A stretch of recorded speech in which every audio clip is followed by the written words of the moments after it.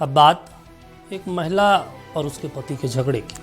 दरअसल आपको याद होगा पीसीएस अधिकारी ज्योति मौर्य विवाद अभी तक लोगों के जहन से उतरा भी नहीं था कि बिहार के वैशाली जिले से एक और ऐसा मामला सामने आ गया जिसने रिश्तों, भरोसों और त्याग पर सवाल खड़े कर दिए।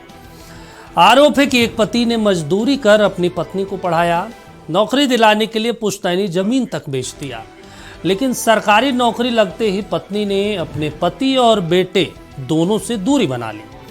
मामला अब घरेलू विवाद से आगे बढ़कर कथित प्रेम प्रसंग, मानसिक उत्पीड़न और पारिवारिक टूटने तक पहुंच गया। दरअसल वैशाली जिले के हाजीपुर नगर थाना क्षेत्र की रहने वाले 46 वर्षीय अमन कुमार इन दोनों बेहद मुश्किल दौर से गुजर रहे हैं। अमन का आरोप है कि उनकी पत्नी गुंजन कुमारी, जो अब बीपीएससी शिक्षिका है, नौकरी मिलने के बाद उनसे अलग हो गई और पिछले 1 साल से उनके साथ नहीं रह रही। आरोपी जो पति हैं अमन कुमार, उनका कहना है कि उनकी शादी साल 2013 में हाजीपुर के लोदीपुर निवासी गुंजन कुमारी से हुई थी। शादी के समय गुंजन सिर्फ +2 पास की थी। हालांकि उनका सपना शिक्षिका बनने का था। परिवार आर्थिक रूप से कमजोर था, लेकिन अमन ने कभी भी पत्नी की पढ़ाई में रुकावट नहीं आने दी। उन्होंने मजदूरी की, छोटे मोटे काम किए और हर परिस्थितियों में पत्नी का साथ दिया। अमन का कहना है कि पत्नी की पढ़ाई और प्रतियोगी परीक्षा की तैयारी के लिए उन्होंने अपनी जरूरतों को भी नजरअंदाज किया। हालात इतने कठिन हो गए कि साल 2022 में उन्हें अपनी 1.5 कट्ठा जमीन तक बेचनी पड़ी। अमन के मुताबिक उसी पैसे से गुंजन ने तमाम पढ़ाइयाँ की, बीपीएससी शिक्षक भर्ती परीक्षा की तैयारी पूरी की, मेहनत सफल हुई और बीपीएससी टीआरई 2 परीक्षा में उनका चयन हुआ। उन्हें कक्षा 6 से 8 तक की शिक्षिका के रूप में नियुक्ति मिली और पोस्टिंग वैशाली जिले के वेदुपुर प्रखंड स्थित एक मोहनपुर धर्मपुर विद्यालय में हुई।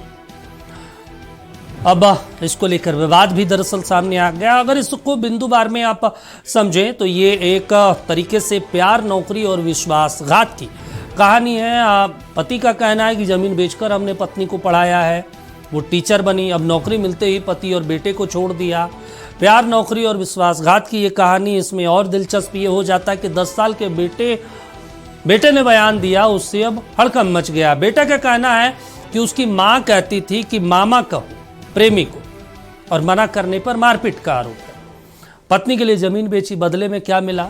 दर्द, इमोशन और बेइज्जती। हाजीपुर में रिश्तों का हाई वोल्टेज ड्रामा देखने को मिला। सरकारी नौकरी के बदले जो है रिश्तों में दरारें आ गई। पति ने कहा कि मजदूरी कर पढ़ाया, अब उसने ही मुझे छोड़ दिया।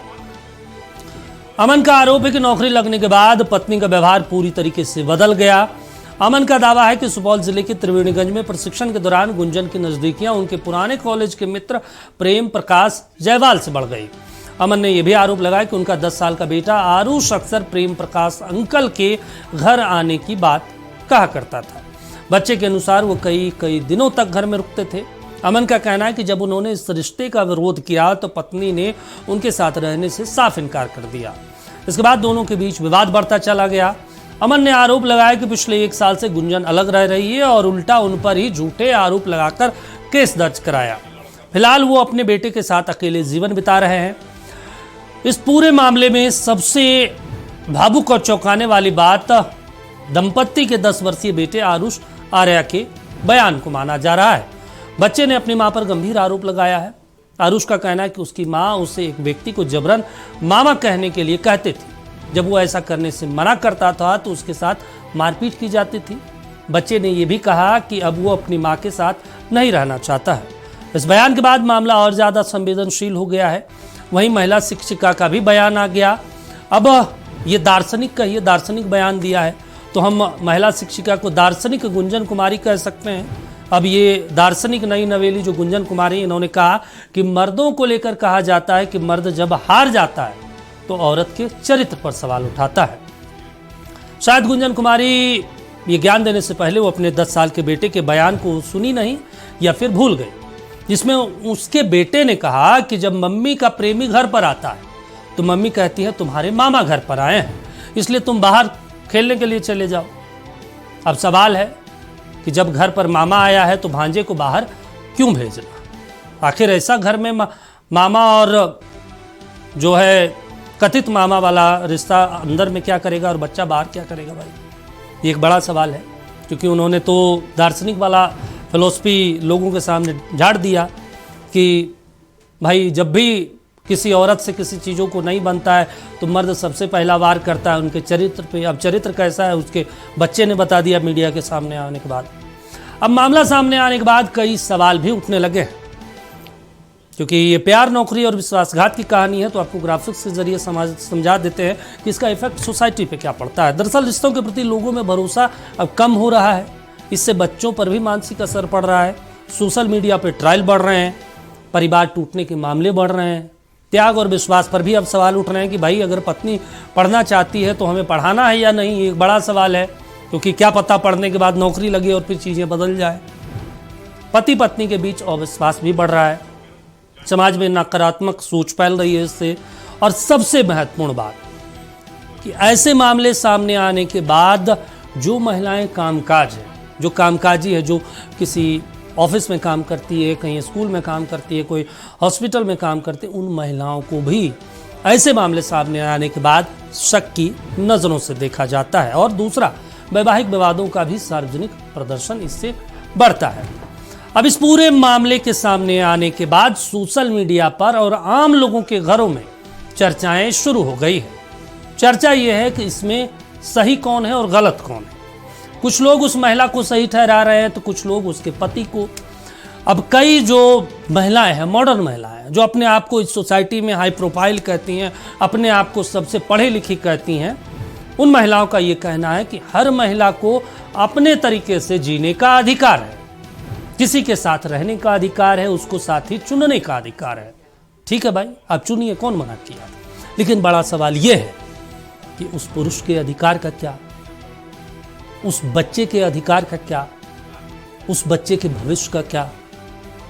अब उस बच्चे, अब जरा सोचिए ध्यान से, अब उस बच्चे को स्कूल में, दोस्तों के सामने, गांव में, घर के हर जगह पे उसे ये ताना सुनने को मिलेगा कि उसकी मम्मी ऐसी थी वैसी थी, उसके बाप को छोड़कर किसी और मर्द के साथ रह रही है। सोचिए उस बच्चे पर क्या बीतेगा। महिलाओं ने तो कह दिया उनका अधिकार है, किसी को भी वो चुन सकती है, किसी के साथ रह भी सकती हैं। ठीक है भाई, अधिकार है। उस बच्चे का अधिकार क्या, जिसका बचपन आपने खराब कर दिया।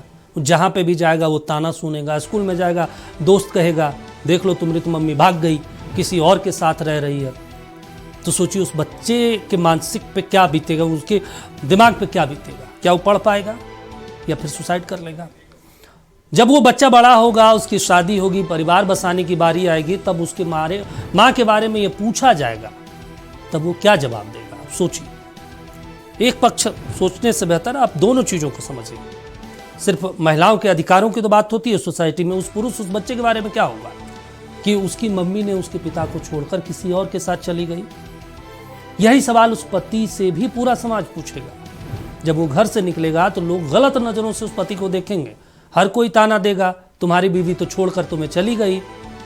तो उस व्यक्ति के अधिकार का क्या इस सोसाइटी में, उस परिवार का क्या जिसने उसे बहू बनाकर घर लाया था, क्या वो ग्रामीण क्षेत्र के परिवेश में अपना मुंह दिखा पाएगा। उनके अधिकारों का क्या कभी हमारे समाज ने, सरकार ने, हमारे न्यायालय ने सोचा है कि उस परिवार का क्या होगा जिसने उसको बहू बनाकर लाया था, पूरे ढोल नगाड़े बजा के सम्मान के साथ। या हमारे देश में जो महिलाओं ने कह दिया वही सच माना जाएगा, या फिर पुरुषों के भी मन की बात को सुनी जाएगी, उनकी संवेदनाओं को सुना जाएगा। आप सोचिए उस व्यक्ति की पीड़ा, दिल के अंदर के दर्द को और समझने की कोशिश करिए। समाज अब उसे कैसे देखेगा, उसकी निजता, उसके अधिकारों का क्या होगा, ये हम आपके ऊपर छोड़ जाते हैं। सोचिए और जवाब दीजिए। हर मुद्दे की बात में अभी के लिए बस इतना है। देखते रहिए नक्षत्र न्यूज। नमस्कार।